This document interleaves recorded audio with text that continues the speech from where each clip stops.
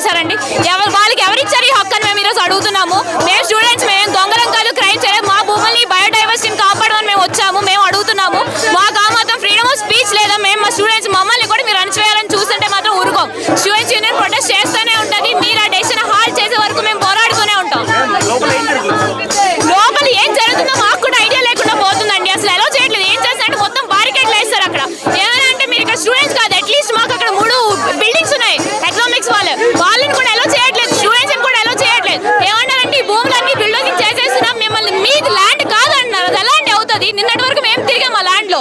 జింకలు లేవు, ఏంటి నెమలు లేవు, ఏదో మాట్లాడుతున్నారు. అసలు అక్కడ ఏం జరుగుతుందో మమ్మల్ని వెళ్ళివ్వట్లేదు, మీడియాని వెళ్ళివ్వట్లేదు. అక్కడ అసలు ఏం జరుగుతుందో అట్లీస్ట్ మాకు తెలియాలి కదా. ఇన్ని రోజులు మేము ఈ భూములు మేము చూస్తూ పెరగా నడుస్తూ పెరగా ఇక్కడే ఉన్నాము ఈ 2 ఏళ్ళు. ఆయన ఫుట్బాల్ ఆడడానికి వచ్చారండి. అప్పుడెప్పుడో వచ్చారు, చూసారు, తీసుకెళ్లిపోయినట్టున్నారు. ఆయన ఒకసారి మళ్ళీ ఆయన రమ్మంటున్నాం రేవంత్ రెడ్డి గారిని. మీడియాని తీసుకొని రండి, పోలీసులు తీసుకొని రండి. మీరు చూడండి, జింకలు రోడ్డు మీద కనిపిస్తాయి. మనం వెళ్తే కనిపిస్తాయి, జింకలు రోడ్డు మీద కనబడుతున్నాయి మనకి. అసలు ఆ డిస్ట్రాయ్ చేసడం వల్ల జింకలు అరుస్తున్నాయి, చనిపోతున్నాయి, నెమళ్ళు అరుస్తున్నాయి. ఇంత ఉండి కూడా ఆయన ఏమీ లేవు, ఇదంతా ఉండి కల్పితం, ఏవు గుంటనక్కలు. ఎవరండి గుంటనక్కలు? మాకేంటి అవసరం? మేము స్టూడెంట్స్, మా యూనివర్సిటీ ఎంతో ఇచ్చింది. మేము ఆ యూనివర్సిటీ కోసం ప్రొటెస్ట్ చేస్తూ పోరాడుతూనే ఉంటాం.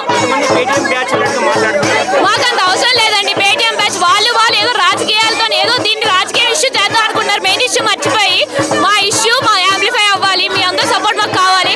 ఎవరు పేటీఎం బ్యాచ్ కాదు, ఎవరు ఏ పొలిటీషియన్స్ కి సంబంధం లేదు. మనకి మన యూనివర్సిటీ భూములు 400 ఎకరాలు కావాలి. బుల్డోజింగ్ ఆల్రెడీ సగం డ్యామేజ్ అయిపోయి, ఇంకెంతవరకు అవుతుందో ఏం చేస్తారో మనకు తెలియట్లేదు. నో ఐడియా, ఎవరిని ఎలా చేయట్లేదు. సో మనకి ఫస్ట్ మెయిన్ గా ఇదైతే హాల్ట్ అవ్వాలి. డెసిషన్ ఏదో బుల్డోజింగ్ ఉందో అదైతే హాల్ట్ అవ్వాలి ఫస్ట్ ఆఫ్ ఆల్. నెక్స్ట్ మేము ఇక్కడే ఉంటామండి, ప్రొటెస్ట్ చేస్తూనే ఉంటాము. ఆల్రెడీ సెంట్రల్ మినిస్టర్స్ దగ్గర కూడా వెళ్తున్నారు స్టూడెంట్స్ యూనియన్స్. చాలా పోస్టల్ కార్డ్స్ రాసాము గవర్నర్ కి.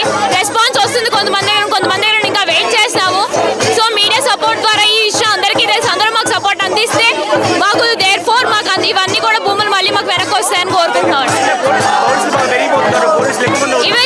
ఇదేదో స్టూడెంట్స్ లేదు, జైల్లో ఉంది.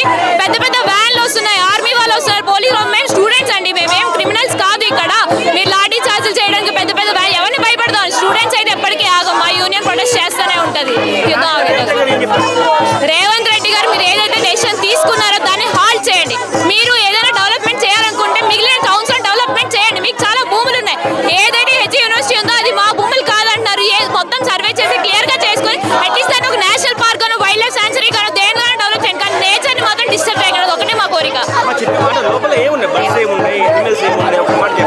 చాలా జింకలు ఉన్నాయండి. ఫస్ట్ ఆఫ్ ఆల్ మాకు బయట కనిపించేవి జింకలు ఉన్నాయి, ఇంకా వైల్డ్ బోర్డ్స్ ఉన్నాయి, ఇంకే నెమళ్ళు ఉన్నాయి. ఇవి మనకి ఎప్పుడు కనిపిస్తున్నాయి. ఇప్పుడు ఆల్రెడీ అవి తగ్గిపోయాయి. ఇంకా చాలా రేర్ స్పీషీస్ ఉన్నాయి. ఆల్మోస్ట్ 232 రేర్ స్పీషీస్ ఉన్నాయి మన యూనివర్సిటీలో.